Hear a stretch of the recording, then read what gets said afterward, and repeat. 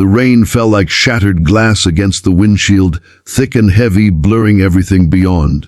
The highway was empty except for the faint flicker of taillights ahead and the desperate heartbeat of a man gripping the steering wheel. Daniel Carter's knuckles were white as snow, his breath fogging up the window, the old pickup truck shuddering beneath him.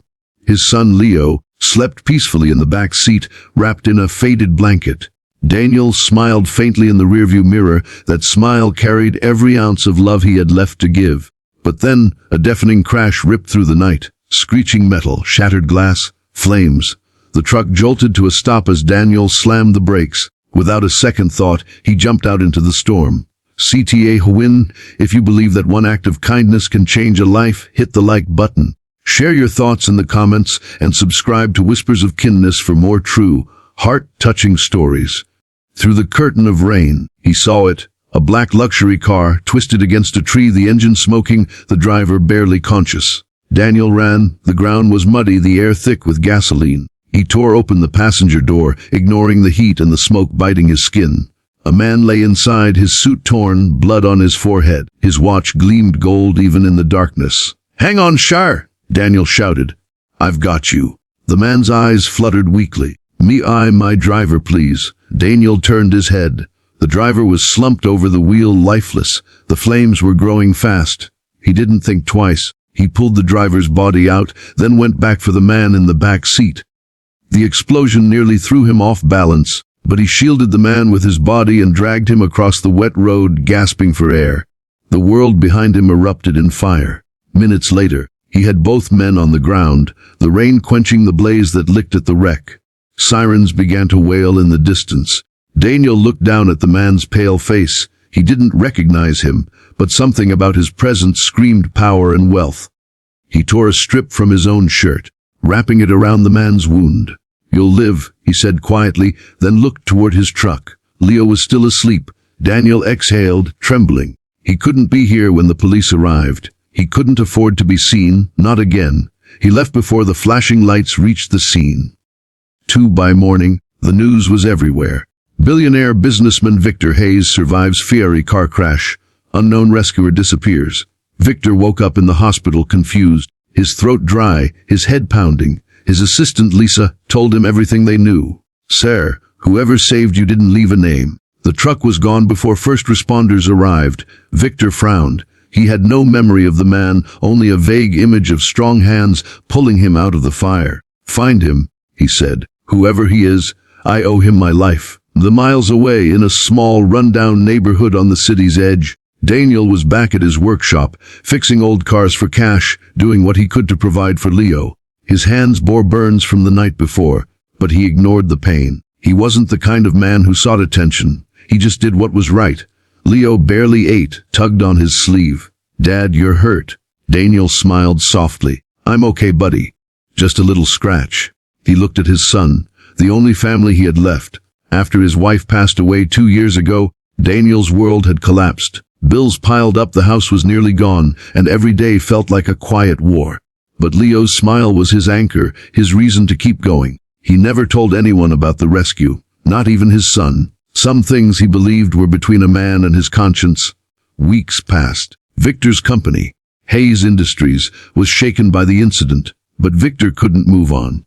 He felt a strange emptiness, a debt he couldn't pay. He hired investigators, offered a massive reward, even went on television pleading for his rescuer to come forward. "You saved my life," he said in a live interview.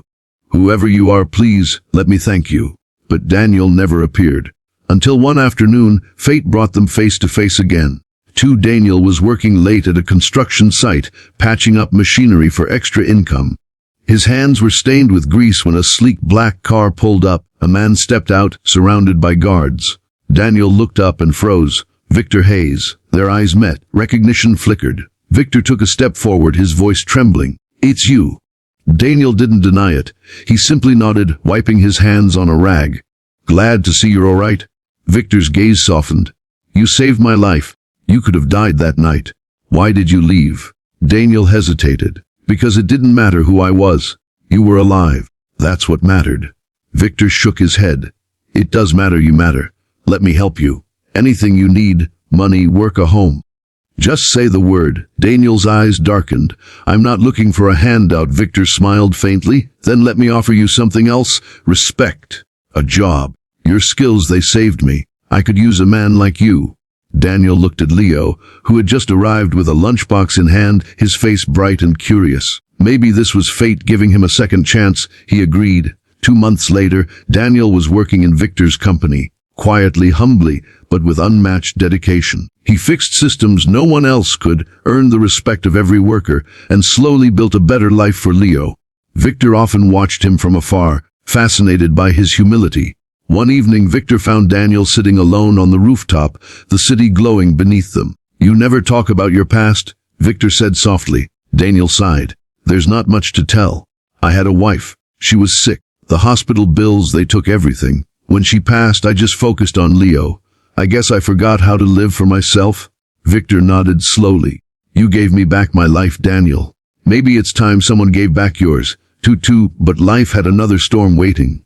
A few months later, Leo fell seriously ill, an infection that spread fast. The hospital bills piled up again, and Daniel found himself facing the same nightmare he'd escaped. He didn't tell Victor. Pride wouldn't let him.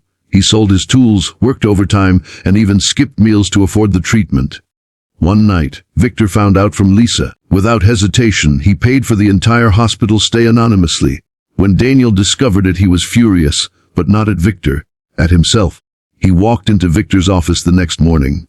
I appreciate what you did, he said quietly, but I can't stay here anymore. I can't live feeling like I owe someone everything. Victor stood up, his voice breaking. Daniel, this isn't about owing me.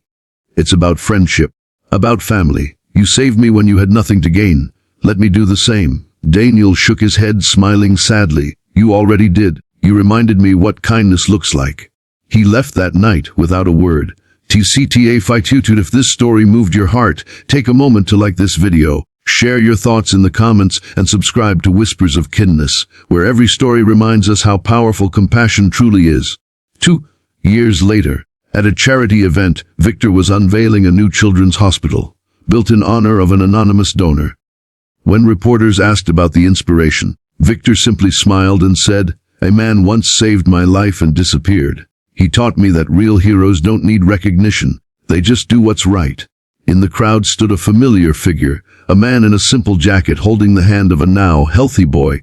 Daniel smiled faintly, pride and peace shining in his eyes. He didn't need thanks. He had his son, he had his purpose, and as the crowd applauded, Victor's eyes met Daniel's across the room. No words were exchanged. They didn't need any. Both men knew sometimes the greatest acts of kindness are the quietest ones, and the loudest gratitude is silence filled with understanding.